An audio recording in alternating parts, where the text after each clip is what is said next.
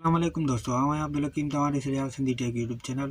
दोस्तों हाणे तव्हांखे वॉच टाइम वधाइण लाइ हिकिड़ी ख़ूबसूरत ट्रिक ॿुधाईंदुसि, जेका तव्हां उहा आज़माए करे पंहिंजो वॉच टाइम कंप्लीट करे सघो था।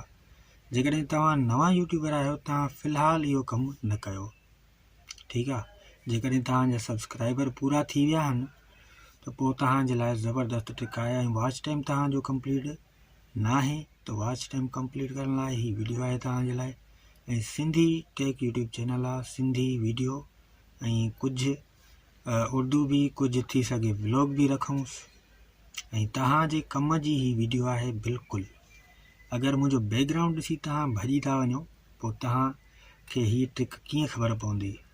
सफ़ा थोरी आहे ऐं आसान आहे, वॾी न आहे। जो मिसाल हिन वेबसाइट हुन वेबसाइट, तव्हां उर्दू में वीडियो काफ़ी ॾिठा हूंदा यूट्यूब ते, उहे ॾसनि था हिन वेबसाइट में वञो, हिन में वञो, हिन में वञो, हिन में वञो।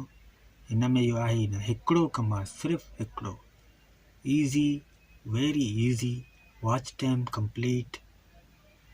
तव्हां अगरि मां तव्हांखे थोरो ॿुधायां थो, जेकॾहिं वीडियो जी लेंथ घटि में घटि 10 मिंट, 12 मिंट, 15 मिंट हुजे, उनखे तव्हां कापी करे उन वेबसाइट में हणंदव।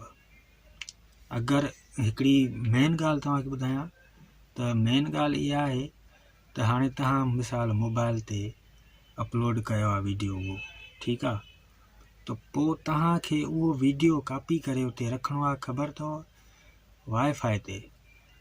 जेकॾहिं तव्हां अपलोड कयो आहे वाईफाई ते, त हाणे पंहिंजी मोबाइल जी डेटा ते तव्हां उहो हलाए सघो था। उहो कमु आहे, उहो कमु छा आहे, उहो तव्हांखे स्क्रीन ते मां वीडियो ॾेखारियां थो। वीडियो रिकॉर्ड कयो आहे ऐं कमु तमामु बहितरीनु आहे। ऐं ॿी ॻाल्हि हिकिड़ी माना मज़े जी तव्हांखे ॿुधायां त जेकॾहिं तव्हांजो अपलोड थियलु वीडियो वाईफाई ते आहे, त पोइ कमु तव्हां लाइ सफ़ा आसान आहे। हा, ॿी ॻाल्हि त हिकिड़ो घर में वाईफाई आहे तव्हांजी, पोइ कमु अञा बहितरीनु आहे। हिकिड़ो थींदो आहे न, किथे संगत साथ में होटल ते वियासीं, हेॾे होॾे वियासीं, उते वाईफाई ते वीडियो अपलोड करे आयासीं। हाणे मोबाइल जी डेटा ते पाण उहो कमु करे सघूं था। बाक़ी सॼो कमु तव्हां मोबाइल जी डेटा ते करे सघो था। उहो वीडियो जेको हुन वेबसाइट में हणंदासीं पाण, त उते प्ले जेको करिणो आहे न, उहो वाईफाई ते करिणो आहे। इहो तव्हां सोचे रखो ॻाल्हि खे।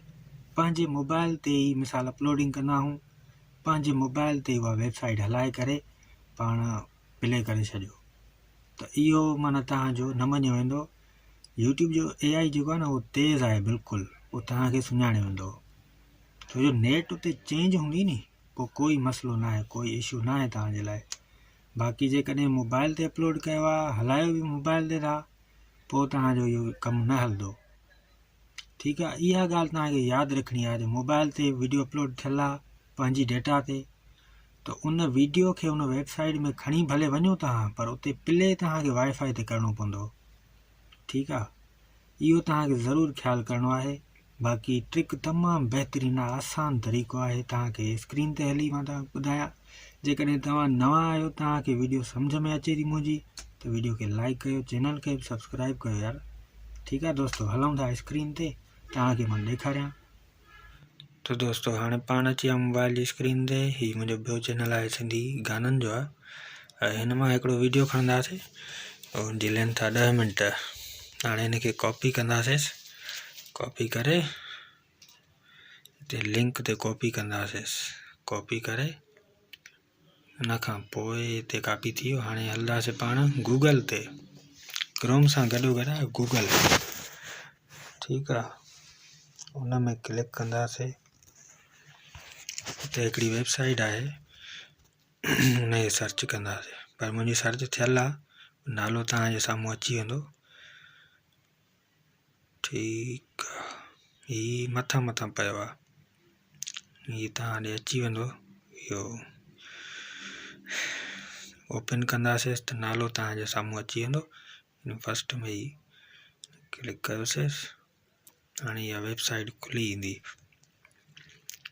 ईंदी त हिते आसान कमु थी वेंदो तव्हांजो, बिल्कुलु आसान तरीक़ो आहे।